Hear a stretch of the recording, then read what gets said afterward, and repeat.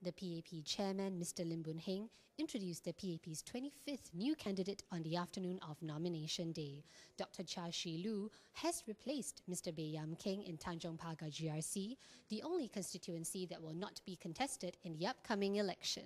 This means that Dr Chia has gone from an unknown to a PAP MP-elect within a day. There's one person we have not yet formally introduced to the media, so I'm sure that people want to know who this person is. It is Dr Chia Shi Lu on my left here.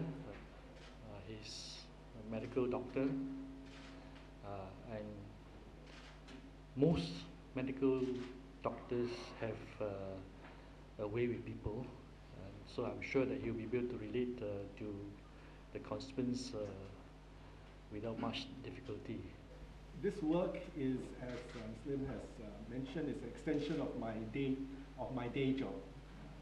A lot of times, listening to problems. In fact, as I was telling my new residents a little bit earlier, it's a little bit too much like my day work. Most of the time, people walk into my office, they tell me what their troubles are. Sometimes I can solve them, sometimes I can't. But at the end of the day, when they leave my office, they should be satisfied to some extent. Although, there are times when we can't satisfy everyone.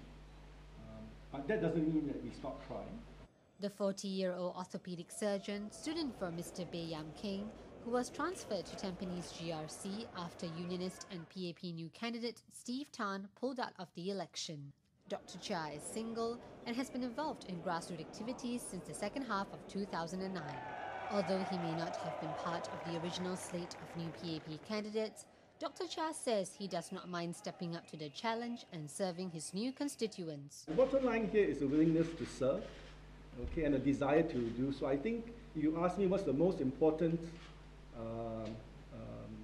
quality of someone who's seeking public office, I think at the base of it, the desire and the heart must be in the right place.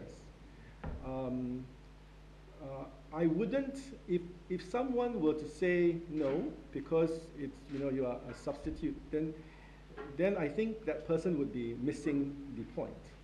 And although I would say as an aside that this is not quite a situation when you're talking about substitutes and so on, but I would just say to that the key thing here is that the job has to be done, and if you feel that the job needs to be done and you're asked to step up to the plate and do that job, then you should do it.